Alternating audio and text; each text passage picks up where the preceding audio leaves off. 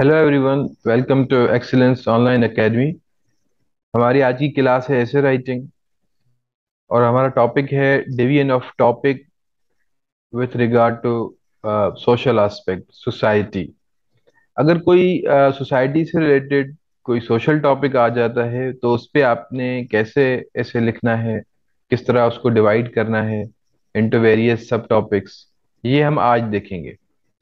आइए देखते हैं सोसाइटी में जो सबसे पहला एलिमेंट है किसी भी सोशल इशू पे लिखने के लिए वो पावर्टी है। आप जैसा कि जानते हैं $2 per day is the limit of poverty. Poverty line जिसको कहा जाता है इंटरनेशनली रिकॉग्नाइज्ड लिमिट है। जो भी बंदा $2 पर डे से कम अर्निंग है उसकी, तो वो पावर्टी लाइन के नीचे जिंदगी गुजारता है। About 30% of population in our country lives below poverty line। और ये विथ रिसेंट रिसेशन और जो इन्फ्लेशन है, इसकी वजह से ये रेशो अब बढ़ रहा है बिलो पॉवर्टी लाइन रहने के लिए रहने वालों का।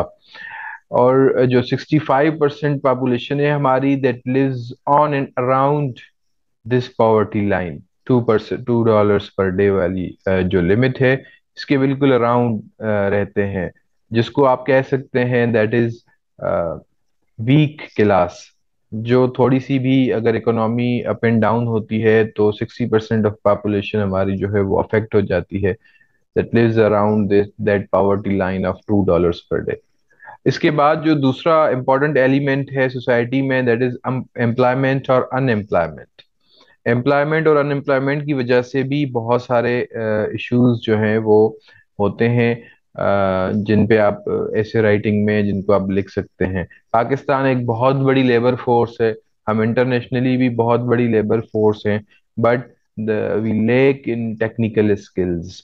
हमारा जो लेबर क्लास है, वर्किंग क्लास है, उसमें जो टेक्निकल लोग हैं वो बहुत कम हैं। लिटरेसी रेट हमारा बहुत कम है।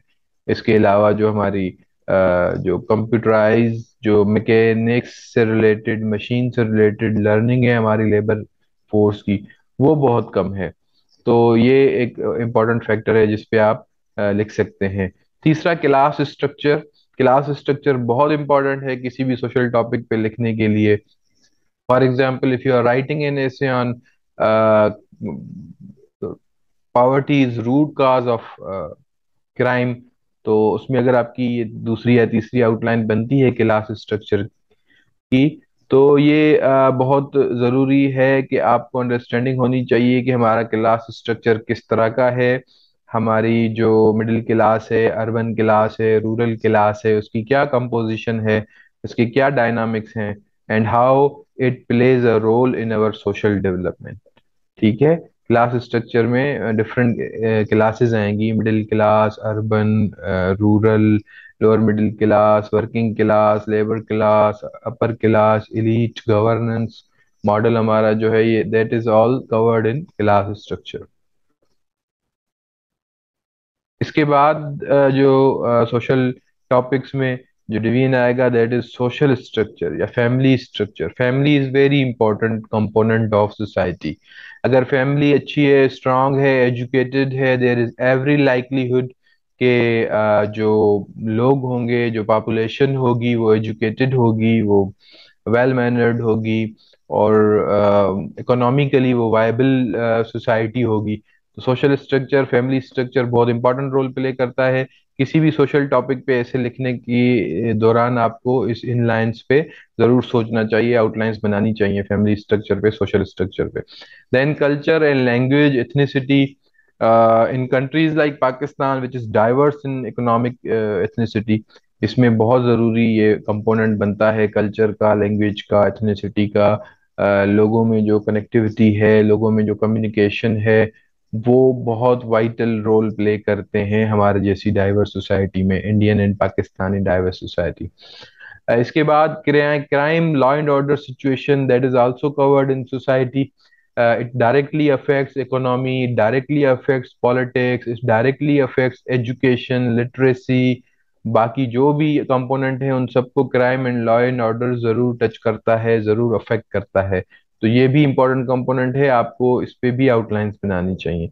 Then child and women issues, domestic violence, employment, children employment, child work, education से हटके जो बच्चे काम करते हैं उनका क्या इम्पैक्ट है सोसाइटी पे, उनका क्या फ्यूचर है हमारे एज अ कंट्री, हमारे फ्यूचर पे, एज अ नेशन हमारे फ्यूचर पे, राइट। तो ये सारे इश्यूज आपने सोसाइटी में डिस्कस करने हैं।